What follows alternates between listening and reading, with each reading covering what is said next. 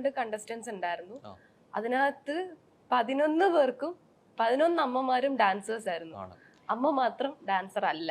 അപ്പൊ ഇതിലേക്ക് ഇപ്പൊ സെലക്ട് ചെയ്യുന്ന സമയത്ത് അല്ല, അതില് ഒരാളും കൂടി ഉണ്ട്. ഒരാളും കൂടെ ഡാൻസ് അത്ര പുള്ളിക്കാരി ഡാൻസിൽ ഇതായിട്ടുള്ളതല്ല, ശ്രീകുട്ടി എന്ന് പറഞ്ഞ കണ്ടസ്റ്റന്റ്. ഒരു പക്ഷേ ഇങ്ങനെ പറയുന്നതിന് മുമ്പ് നമുക്ക് അന്നത്തെ ഒരു ഇൻസിഡന്റ് എനിക്ക് തോന്നുന്നു അതിൽ നിന്ന് തന്നെ പറഞ്ഞു തുടങ്ങാൻ തോന്നുന്നു. കാരണം ഇപ്പൊ ഏത് റിയാലിറ്റി ഷോ ആണെങ്കിലും ഏത് ഷോ ആണെങ്കിലും അതിന്റെ വിധി വരുന്ന ദിവസം അല്ലെ, അതിലേക്ക് തന്നെയാണ് ഇപ്പോഴും കാത്തിരിപ്പ്. പ്രേക്ഷകരാണെങ്കിലും അതിലെ മത്സരാർത്ഥികളാണെങ്കിലും ആ ഒരു ദിവസം ഇത്രത്തോളം ഒരു ഷോക്ക് ഉണ്ടാവാൻ കാരണം എന്തുകൊണ്ടാണ്? ഇപ്പൊ പലപ്പോഴും വിധി അങ്ങോട്ടും ഇങ്ങോട്ടൊക്കെ മാറിയേക്കാം, നമ്മൾ പ്രതീക്ഷിക്കുന്നതിനപ്പുറം ആയേക്കാം. പ്രത്യേകിച്ച് ഫിനാലിലെ 5 പേരുണ്ട് അല്ലെ, 5 പേരുണ്ട് ഉണ്ട്. അപ്പോ എങ്ങനെയാണ് നമ്മൾ പ്രതീക്ഷിച്ചൊരു സ്ഥാനമില്ലാത്തതായതുകൊണ്ടാണോ അതോ അതിന് യോഗ്യത ഇല്ലാത്തവർക്ക് അത് കൊടുത്തോ? ഏതാണ് ഏറ്റവും കൂടുതൽ ഷോക്ക് ആക്കിയത്? എന്താ നിങ്ങളെ? എന്നെ ഏറ്റവും കൂടുതൽ ഷോക്ക് ആക്കിയത് ഞങ്ങളെ രണ്ടുപേരെയും. കാരണം 5ാം സ്ഥാനം നമ്മള് ലാസ്റ്റിലൊരു 3 പെർഫോമൻസ് ആയിരുന്നു ഫൈനലിൽ വേണമെന്ന് പറഞ്ഞത്. ഒന്ന് ഒരു ഗ്രൂപ്പ് ഡാൻസ്, 10 പേരെ വെച്ചിട്ട് ഒരു ഗ്രൂപ്പ് ഡാൻസ്, പിന്നെ അമ്മയും മകളുമായിട്ടൊരു പെർഫോമൻസ്, പിന്നെ ഒരു റാം വോക്ക് ഉണ്ടെന്ന് പറഞ്ഞു, പിന്നെ അതിൻ്റെ കൂടെ തന്നെ ഒരു ആറ്റിറ്റ്യൂഡ് ക്വസ്റ്റ്യൻ ചോദിക്കുന്ന ഒരു റൗണ്ട്, ഇത്രയുണ്ടെന്ന് പറഞ്ഞു. അപ്പോൾ ഇതെല്ലാം കഴിഞ്ഞിട്ട് ഞങ്ങൾ നിൽക്കുകയാണ്. ഞാൻ ആകെ ടയേർഡായിട്ട് നിൽക്കുക. കാരണം ഈ റാം വോക്കൊന്നും ഞാൻ ചെയ്തിട്ടില്ലാത്ത ഒരാളാണ്. ഞാൻ വീടിനകത്ത് ഒതുങ്ങിക്കൂടി ഇപ്പോൾ ഒരു 2 വർഷമായുള്ളൂ ഞാൻ ഈ അഭിനയം എന്നുള്ള ഇഷ്ടം കൊണ്ട് അഭിനയം എന്നുള്ള ഒരു ഫീൽഡിൽ വന്നത് 2 വർഷമാണ്. അതുവരെ ഞാൻ എൻ്റെ മോളുടെ കൂടെ അവളുടെ അമ്മയായിട്ട് ഇങ്ങനെ പുറകെ നടക്കുന്ന ഒരാളാണ്. ഇതിനെക്കുറിച്ചൊന്നും ഈ ലോകത്തെ എനിക്ക് അറിയില്ല ഇങ്ങനത്തുള്ള കാര്യങ്ങൾ. പക്ഷെ ഇതിന് വേണ്ടിയിട്ട് അവർ ഗ്രൂമിങ് ഒരു തലേദിവസം രാത്രിയിൽ നടക്കാൻ പഠിപ്പിച്ചു. ഹൈ ഹീൽഡ് ചെരുപ്പിടണമെന്ന് പറഞ്ഞു. ഞാൻ അങ്ങനെയൊന്നും നടന്നിട്ടില്ലാത്ത ഒരാളാണ്. പക്ഷെ ചെരുപ്പൊക്കെ ഞാൻ മേടിച്ചിട്ടു, അതിനുള്ള ഡ്രസ്സ്, ഹെവി ആയിട്ടുള്ള ഡ്രസ്സ് ഇതൊക്കെ ഇട്ടിട്ട് റാം വോക്കൊക്കെ ചെയ്ത് ഞാൻ ആകെ ക്ഷീണിച്ച് നിൽക്കുവാണ് വന്ന്. അപ്പോഴാണ് ആദ്യം 4-5 സ്ഥാനം. അപ്പം നമ്മൾ അതിന് മുന്നേ തന്നെ കുറേ നാൾ കൊണ്ട് കുറേ ആൾക്കാർ ഇത് സ്ഥിരമായിട്ട് കാണുന്ന കുറേ ആൾക്കാരുണ്ട്. അപ്പോൾ അവർ നമ്മളോട് പറയും നിങ്ങൾക്ക് തന്നെയാണ് ഫസ്റ്റ്. എന്നെ ഫോൺ ചെയ്തിട്ട് പറയും നിങ്ങൾക്ക് തന്നെയാണ് ഫസ്റ്റ്, ഒന്നും നോക്കണ്ട. ഇതിനകത്തുള്ള ക്രൂ മെമ്പേഴ്സ്, നമ്മുടെ ഈ അമൃത ചാനലിലുള്ള ക്രൂ മെമ്പേഴ്സ് പേഴ്സണലായിട്ട് മെസ്സേജ് അയച്ചിട്ടുണ്ട്, നിങ്ങൾക്ക് തന്നെയായിരിക്കും ഫസ്റ്റ്. നമ്മൾ ഈ സ്റ്റേജിൽ പെർഫോമൻസ് കഴിയുമ്പോഴും നമ്മളോട് പറയുന്നു, ചാനലിലുള്ള ആൾക്കാർ തന്നെ നമ്മളോട് പറയുന്നത് നിങ്ങൾ എന്തോ നോക്കാനെ കൊണ്ടാ നിങ്ങൾക്കായിരിക്കും ഫസ്റ്റ്. അങ്ങനെയുള്ള ഒരു പ്രതീക്ഷയിൽ നിൽക്കുക. ഈ പ്രേക്ഷകർ അഭിപ്രായങ്ങൾ അറിയിക്കാറുണ്ട്, ഇപ്പൊ മെസ്സേജിലൂടെ കോളിലൂടെ ആണെങ്കിലും. ഈ പ്രേക്ഷകർ പറഞ്ഞ അഭിപ്രായത്തിലാണോ ഈ പ്രതീക്ഷ വന്നത്? നിങ്ങൾക്ക് നമ്മള് ഓരോ പെർഫോമൻസിനും നമ്മൾ അതുപോലെ എഫേർട്ട് ഇട്ടു, നല്ല കമന്റ്സ് പറയുന്നുണ്ട്, എല്ലാം ഉണ്ട്. ഈ ഗ്രാൻഡ് ഫിനാലയിലെ 3 പെർഫോമൻസ് ചെയ്തു. അപ്പൊ നമുക്ക് സ്വന്തമായിട്ടൊരു ജഡ്ജ്മെന്റ് ഉണ്ടാവുമല്ലോ. അപ്പൊ നമ്മളുടെ വിശ്വാസം ഓക്കെ, ഇത് നല്ലതായിരുന്നു, നല്ല പെർഫോമൻസ് ആയിരുന്നു. ഇത് മാത്രമല്ല നോക്കുന്നത്, ഇതിന് മുന്നേ ഈ ഒരു 1 ഇയർ ആയിട്ട് നമ്മൾ ചെയ്തുകൊണ്ടിരുന്ന കാര്യങ്ങളെല്ലാം നോക്കിയിട്ടായിരിക്കും ജഡ്ജ്മെന്റ് എന്നാണ് നമ്മൾ വിശ്വസിച്ചിരിക്കുന്നത്. ഡാൻസ് അപ്പൊ ഞാൻ എപ്പോഴും എല്ലാ പ്രാവശ്യവും ഡാൻസ് മാത്രമാണ് കൂടുതലും. ഒരു 3/4% ഡാൻസിനാണ് കൂടുതൽ ഇമ്പോർട്ടൻസ് കൊടുത്തത്. അപ്പൊ ഞാൻ സാറിനോട് പറയും, സാറേ ഡാൻസ് മാത്രമേ ഉള്ളൂ എന്ന് ചോദിക്കും. പറയും ഡാൻസ് അറിയാത്തവർക്ക് അല്ലാത്ത റൗണ്ടുകളുണ്ട്. കാരണം വേറെ കുറച്ച് റൗണ്ടുകളൊക്കെ ഉണ്ടായിരുന്നു ഡാൻസ് അല്ലാത്ത. ഷോക്ക് വിളിക്കുന്ന സമയത്ത് പറഞ്ഞിട്ടുണ്ടോ ഡാൻസ് അറിയണം അല്ലെങ്കിൽ അതിനെ കുറിച്ച് ഇമ്പോർട്ടൻസ് ഉണ്ടെന്ന്? ഒന്നും പറഞ്ഞില്ല. സൂപ്പർ അമ്മയും മകളും അവരുടെ ബോണ്ടിങ്, അതുപോലെ സൈക്കോളജി റൗണ്ട് എന്നോട് പറഞ്ഞു, സൈക്കോളജി മോൾക്ക് ഒരു സൈക്കോളജി റൗണ്ട് ഉണ്ടാകും, ഡോക്ടർ കാണും, അങ്ങനെയൊക്കെയാണ് എന്നോട് പറഞ്ഞത്. പക്ഷെ അവിടെ സൈക്കോളജി റൗണ്ട് നടന്നിട്ടില്ല, ഡോക്ടറിന്റെ റൗണ്ട് നടന്നിട്ടില്ല. അപ്പൊ ഞങ്ങള് പിന്നെന്താ ഈ 3 റൗണ്ട്സിൽ ഒരെണ്ണം നമുക്ക് എന്ത് വേണമെങ്കിലും ചെയ്യാമെന്നായിരുന്നു പറഞ്ഞത്, ഒരു സിഗ്നേച്ചർ റൗണ്ട് പോലെ. അപ്പൊ ബാക്കിയുള്ള 4 കണ്ടസ്റ്റൻസും ഡാൻസ് ചെയ്തപ്പോ നമ്മൾ അതിനകത്തുനിന്ന് വെറൈറ്റി ആയിട്ട് സോപാന സംഗീതം അതിനോട് അത് 2 ആഴ്ച കൊണ്ട് അവള് പഠിച്ചിട്ടില്ല, സോപാന സംഗീതം പഠിച്ചിട്ടില്ല. നമ്മളുടെ അടുത്ത് തന്നെയുള്ള ഒരു ആശാനോട് ചോദിച്ചപ്പോൾ അവളോട് നോക്കട്ടെന്ന് പറഞ്ഞു. അവള് പെട്ടെന്ന് തന്നെ അത് പഠിച്ചെടുക്കുന്നുണ്ട്, വേഗം തന്നെ പഠിച്ചു. 2 ആഴ്ച കൊണ്ട് ആ സോപാന സംഗീതത്തിന്റെ ആ കൊട്ട് പഠിക്കണമെങ്കിൽ കുറേ മാസങ്ങൾ പിടിക്കല്ലോ, 1 വർഷമൊക്കെ പിടിക്കും. പക്ഷെ 2 ആഴ്ച കൊണ്ട് അവളത് പഠിച്ചിട്ട് ഞാനും അവളും കൂടെ ബാത്റൂമിൽ പോലും പാടാത്ത ആളാണ് ഞാൻ.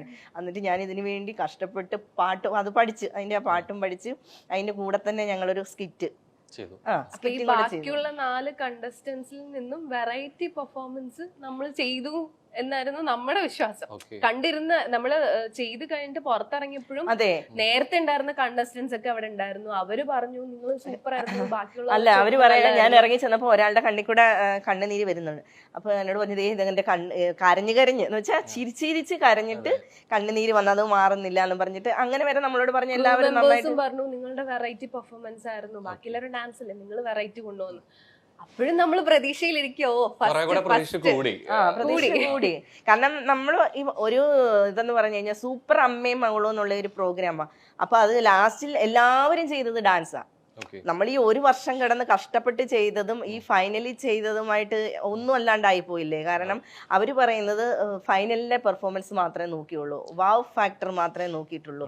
സാധാരണ രീതിയിൽ ഇപ്പോ ഫിനാലെ ഒന്നും നടക്കുന്നുണ്ടെങ്കിൽ പോലും അതുവരെയുള്ള പെർഫോമൻസ് എങ്ങനെയാണെന്നുള്ളതും അല്ലെങ്കിൽ അതിന്റെ അടിസ്ഥാനത്തിൽ കൂടി ആയിരിക്കുമല്ലോ ഒരു പക്ഷേ അങ്ങനെയല്ലേ വേണ്ടിയേ. കാരണം ആ ഫൈനൽ അല്ല, പിന്നെ ഫൈനൽ ആദ്യമേ കൊണ്ടുവച്ചാ പോരായിരുന്നു അല്ലേ? ഫൈനൽ ആദ്യമേ കൊണ്ടുവച്ചിട്ട് ഡാൻസ് കളിച്ചവർക്ക് പ്രൈസ് കൊടുത്തങ്ങ് വിട്ടാൽ പോരായിരുന്നു. ഈ ഒരു വർഷം ഞങ്ങളെയൊക്കെ ഇട്ടിട്ട് എനിക്ക് സങ്കടം എന്താണെന്നറിയാമോ, ഞങ്ങളെ കോമാളികളായിട്ടാണ് കണ്ടത്, വെറും കോമാളി. നമ്മൾ ഈ സർക്കസിനകത്തൊക്കെ ബഫൂൺസ് ഉണ്ടല്ലോ എന്ന് വെച്ചാൽ കോമാളികൾ. അവരെന്താണ് ചെയ്യുന്നത്? നമ്മളെ എന്റർടൈൻമെന്റ് ചെയ്യിപ്പിക്കുന്നു, ഇരിക്കുന്നവരെ അല്ല, പ്രത്യേകിച്ചൊന്നും അങ്ങനെ ചെയ്യുന്നില്ല, അവരെ നമ്മളെ ചിരിപ്പിക്കുന്നു. ശരിക്കും ഞങ്ങൾ അതായിരുന്നു. ഇപ്പൊ ഞങ്ങൾ 5ാം സ്ഥാനത്ത് നിന്ന് ഒഴിവാക്കിയപ്പോൾ എനിക്ക് കറക്റ്റ് മനസ്സിലായി ഞങ്ങളൊരു കോമാളികളായിരുന്നു. കാരണം സാസിക അത് പറയുന്നുണ്ട്, ഇവർ കോമഡി കാണിച്ച് എല്ലാവരെയും ചിരിപ്പിക്കുമായിരുന്നു. ഞങ്ങൾക്ക് ഞങ്ങളുടെ കയ്യിൽ നിന്നുള്ള കണ്ടന്റുകൾ അവർക്ക് വേണമായിരുന്നു, കോമാളിത്തരങ്ങൾ വേണമായിരുന്നു, എന്റെ സങ്കടം വേണമായിരുന്നു. ഞാൻ പെട്ടെന്ന് ഇമോഷണൽ ആകുന്ന ഒരാളാണ്, ഞാൻ കരയും, മിക്കവാറും എന്തെങ്കിലും കാര്യമുണ്ട്. അതൊക്കെ അവരെടുത്തിട്ട് അവർ റീച്ച് കൂട്ടി. ഈ ഇപ്പോൾ അവിടെ വന്ന് ഫിനാലിന്റെ അന്ന് നിൽക്കുമ്പോൾ ഈ പറഞ്ഞ മാതിരി അൺപ്രഡിക്റ്റബിൾ ആണ് എന്ത് പറയാൻ പോകുന്നു എന്നുള്ളത്, ആര് വിന്നർ ആവുന്നു എന്നുള്ളത്. പല തീരുമാനങ്ങളും ഒക്കെ മാറ്റം വന്നേക്കാം. പക്ഷെ എന്നാൽ പോലും എന്താണ് വിധി എന്നുള്ളത് അതിനെ സ്വീകരിക്കുക, അതിനെ ഉൾക്കൊള്ളുക എന്നുള്ളൊരു സംഭവം മൈൻഡ് സെറ്റും കൂടി ആയിരിക്കും ഒരു പക്ഷെ അവിടെ ഉണ്ടാവുക. എന്നിട്ട് പോലും അല്ലെങ്കിൽ ഇത്ര വലിയൊരു റിയാലിറ്റി ഷോ ആയിട്ട് പോലും പെട്ടെന്നൊരു വിധി വന്നപ്പോൾ മറ്റൊന്നും ചിന്തിക്കാതെ ഇറങ്ങി പോവാൻ പ്രേരിപ്പിക്കുന്ന ഒരു ഘടകമായിരുന്നു. പെട്ടെന്ന് ഓൾ ഓഫ് സഡൻ ഇനിയൊന്നും ചിന്തിക്കാതെ ഇറങ്ങി പോവാം, അതിനെ എതിർത്ത് നിൽക്കുക എന്നുള്ളത്. കാരണം അതിന് ശേഷം ഉണ്ടാവാൻ പോകുന്ന കാര്യങ്ങൾ, സ്റ്റേജിനെ കുറിച്ചോ ഫേസ് ചെയ്യേണ്ട കാര്യങ്ങളെ കുറിച്ചോ ഒന്നും ഓർക്കാതെ അങ്ങനെ ഒരു തീരുമാനത്തിലേക്ക് എത്തായിരുന്നു. അവിടാണ് ശരിക്കും പറഞ്ഞു കഴിഞ്ഞാൽ സൂപ്പർ അമ്മയും മകളും തമ്മിലുള്ള ഒരു ബോണ്ടിങ് എന്ന് പറയുന്നത്. ഞങ്ങൾ തമ്മിൽ അവിടെ സംസാരിച്ചില്ല, ജസ്റ്റ് ഒരു നോട്ടം. ആ നോട്ടത്തിൽ തന്നെ ഞങ്ങൾക്ക് രണ്ടുപേർക്കും കാര്യം മനസ്സിലായി. ചിലപ്പോ എനിക്ക് മേടിക്കണമെന്നുണ്ടായിരിക്കാം, അവൾക്ക് മേടിക്കണ്ടെന്നായിരിക്കാം, ചിലപ്പോ തിരിച്ചു ആകാം. അല്ലെങ്കിൽ അവള് വെളിയിൽ ഇറങ്ങിയിട്ട് എന്നോട് പറയാം അമ്മ എന്താ മേടിക്കാഞ്ഞത്, എനിക്ക് മേടിക്കണം. പക്ഷെ ഞങ്ങൾ രണ്ടുപേരും കൂടെ ഒരു നോട്ടം നോക്കിയതേ ഉള്ളൂ. പൊസിഷൻ അനൗൺസ് ചെയ്യുകയും ഞങ്ങൾ രണ്ടും ഷോക്ക് എന്ന് പറഞ്ഞാൽ അമ്മാതിരി ഷോക്കായി പോയി. കാര്യം ഇത്രയും നാളും നമ്മൾ കഷ്ടപ്പെട്ടത് വെറുതെ ആയി പോയോ, അല്ലെങ്കിൽ നമ്മുടെ കയ്യിൽ നിന്ന് ഒരുപാട് പൈസ ഇതിനു വേണ്ടിയിട്ട് മുടക്കിയിട്ടുണ്ട്, അതൊക്കെ വെറുതെ. 3 ലക്ഷം രൂപയാണ് ഇതിന്റെ ഫസ്റ്റ് പ്രൈസ് എന്ന് പറഞ്ഞ്. ഞങ്ങൾക്ക് 6.5 ലക്ഷം രൂപ ഒരു വർഷം കൊണ്ട് ഞങ്ങൾ ചെലവാക്കിയിട്ടുണ്ട്. അപ്പൊ ഈ ഇത്രയും രൂപ 3 ലക്ഷത്തിന് വേണ്ടിയിട്ട് ഒരു 6.5 ലക്ഷം ചിലപ്പോ എനിക്കായിരിക്കും കുറവ്, മറ്റുള്ള അമ്മമാർക്ക് അതിലും കൂടുതലായിട്ടുണ്ടെങ്കിലേ ഉള്ളൂ. അങ്ങനെയുള്ള കുറെ വിഡ്ഢികളാണ് ഞങ്ങൾ ഇത്രയും ഒരു 3 ലക്ഷം രൂപയ്ക്ക്. അപ്പൊ അങ്ങനെ നിക്കണ ടൈമില് ഞങ്ങൾ എന്തൊരു നോട്ടം നോക്കി ഞങ്ങളോട് പറഞ്ഞു ഫ്രണ്ടിലോട്ട് കയറി. അപ്പോഴും നമ്മൾ വിചാരിക്കുന്നു ഇവര് നമ്മളെ പ്രാങ്ക് ചെയ്യുമായിരിക്കും, ചിലപ്പോ ആദ്യം തന്നെ ഫസ്റ്റ് ആയിരിക്കും. എന്റെ പെട്ടെന്ന് എന്റെ മൈൻഡ് ഞാൻ വേറെ ഒന്നും കാണുന്നില്ല. അയ്യോ സാസിക പിന്നെയും വിളിച്ചിങ്ങനെ കാണിക്കുന്നു, എന്നിട്ട് ഇവര് വെറുതെ നമ്മളെ ഒരു പ്രാങ്കിന് വേണ്ടിയിട്ട്. അപ്പോഴും ഞാൻ അതിന്റെ ഒരു റിയൽ ആയിട്ട് ചിന്തിക്കുന്നില്ല 5ാം സ്ഥാനം തന്നെയാണെന്ന്. അപ്പൊ നിന്ന് അപ്പോഴത്തേക്ക് ട്രോഫി എടുക്കാൻ പോയി. പിന്നെ സാസിയെ കൊണ്ടുവന്ന് ശ്വേതാജിയിലോട്ട് ട്രോഫി കൊടുത്തു. ട്രോഫി മാത്രം, കയ്യിൽ വേറെ ഒരു ഇതുമില്ല, അല്ലെങ്കിൽ ഒരു ക്യാഷ് പ്രൈസോ അങ്ങനെയുള്ള ഒന്നുമില്ല, ട്രോഫി മാത്രം. അപ്പൊ ഞാൻ ഇവളെ ഇങ്ങനെ ഒന്ന് നോക്കിയപ്പം ഞങ്ങൾ രണ്ടുപേരുടെയും കണ്ണുകൊണ്ട്, അതാണ് ഒരു ബോണ്ടിങ് എന്ന് പറയുന്നത്. കണ്ണുകൊണ്ട് വേണ്ട, കാരണം ഈ ഒരു വർഷമായിട്ട് ഞങ്ങൾ കിടന്ന് കഷ്ടപ്പെട്ടു ആ ഒരു ചാനലിൽ. എനിക്ക് ഒത്തിരി എന്താ പറയുന്നേ, എനിക്ക് 48 വയസ്സ് പ്രായമുള്ള ആളാണ് ഞാൻ. ഇതിന് വേണ്ടിയിട്ടുള്ള എഫേർട്ട് എൻ്റെ ജീവിതത്തിന് ഞാൻ ഇത്രയും നാളെടുത്തില്ല. എൻ്റെ കാലിന് മുട്ടിനൊക്കെ പ്രശ്നമുള്ള, ഡാൻസ് കളിക്കാനെ കൊണ്ട് അറിയാത്ത ഞാൻ ഡാൻസ് കളിച്ചു. കഥാപ്രസംഗം പറയാൻ അറിയാത്ത ഞങ്ങൾ രണ്ടുപേരും കൂടെ കഷ്ടപ്പെട്ട് കഥാപ്രസംഗം പറഞ്ഞു, സ്കിറ്റുകൾ ചെയ്തു, ഔട്ട്ഡോർ ടാസ്കിന് കരമന മാർക്കറ്റിൽ പോയി പച്ചക്കറി കച്ചവടം, തെരുവിൽ നിന്ന് പച്ചക്കറി കച്ചവടം ചെയ്തു. ഇതൊക്കെ ഒത്തിരി എഫേർട്ട് എടുത്തിട്ട് ഞങ്ങൾ നാണം കെട്ടൊക്കെ അങ്ങനെ കുറേ കാര്യങ്ങൾ ചെയ്തു. കാരണം നമുക്ക് ഇതിനകത്ത് വിജയിക്കണം, അല്ലെ അങ്ങനെ ഒരു സംഭവം ഉള്ളത് കൊണ്ടാണ് ഇത്രയും പരസ്പരം സംസാരിക്കാതെ ഉണ്ടായ, അല്ലെങ്കിൽ പറയാതെ തന്നെ വാക്കുകളിൽ ഇല്ലാതെ മനസ്സിലാക്കിയ കാര്യം കൂടിയാണ് ഇറങ്ങി പോകുന്നു എന്നുള്ളത്. പക്ഷെ അത് കഴിഞ്ഞിട്ടായിരിക്കും പലപ്പോഴും നമ്മൾ കുറെ കാര്യങ്ങൾ റിയലൈസ് ചെയ്യുക, തിരിച്ചറിയുന്ന ഒരു മൊമെന്റ് ഇതൊക്കെ കഴിഞ്ഞിട്ട് പിന്നീട് നോക്കുമ്പോഴായിരിക്കും അവിടെ വന്ന് പോകുന്ന, അവിടെ കണ്ട പ്രേക്ഷകരോ അല്ലെങ്കിൽ ബാക്കിയുള്ളവരോ എന്തായിരിക്കും നിങ്ങളെ കുറിച്ച് സംസാരിക്കാനെ കുറിച്ച് ചിന്തിച്ചിട്ടുണ്ടോ? നിങ്ങൾ സപ്പോർട്ട് ചെയ്തിട്ടായിരിക്കും, അത് എഗെയിൻസ്റ്റ് ആയിരിക്കും, ഇല്ല മോശമായിരിക്കും ഇല്ല സംസാരിച്ചത്. ആരും എഗേൻസ്റ്റ് ആയിട്ട് ഒരിക്കലും സംസാരിച്ചില്ല. ആരും എഗെയിൻസ്റ്റ് ആയിട്ട് സംസാരിച്ചിട്ടില്ല. എല്ലാരും നമ്മളെ സപ്പോർട്ട് ചെയ്തതേ ഉള്ളൂ, നമ്മളെ ചേർത്ത് പിടിച്ചേ ഉള്ളൂ. പക്ഷെ അവിടെ ഫ്ലോറിൽ നടന്നത് വേറെ സംഭവങ്ങളായിരുന്നു. ഞാൻ ഇത് വേണ്ടാന്ന് പറഞ്ഞു. അപ്പൊ ഞങ്ങൾ രണ്ടുപേരും കൂടെ കൈ കൊണ്ട് കാണിച്ചു വേണ്ട, ഇങ്ങനെ കാണിച്ച്. അപ്പൊ ഞാൻ പറഞ്ഞു, അപ്പൊ ശ്വേതാജിക്ക് പെട്ടെന്ന് അത് എന്തോ വിഷമം തോന്നിയിട്ടുണ്ട്. അപ്പൊ ഞാൻ ഇങ്ങനെ കാണിച്ചു കഴിഞ്ഞപ്പോഴത്തേക്ക് ഞാൻ പറഞ്ഞു എനിക്ക് സംസാരിക്കണം, കാരണം നമ്മൾ വേണ്ടാത്തതിന് കാരണം പറയണമല്ലോ. അപ്പം ഞാൻ മൈക്ക് വേണമെന്ന് പറഞ്ഞ് എനിക്ക് മൈക്ക് കൊണ്ടു തന്നു. മൈക്ക് കൊണ്ടു തന്നപ്പോൾ ഞാൻ പറഞ്ഞു സതീഷ് സാറെന്ന് പറഞ്ഞാൽ ഇതിൻ്റെ ഡയറക്ടർ സതീഷ് സാർ ഈ പ്രോഗ്രാമിലേക്ക് എന്നെ വിളിച്ചപ്പോൾ എന്നോട് പറഞ്ഞത് ഇത് സൂപ്പർ അമ്മയും മകളും എന്നുള്ളൊരു പ്രോഗ്രാമാണ്.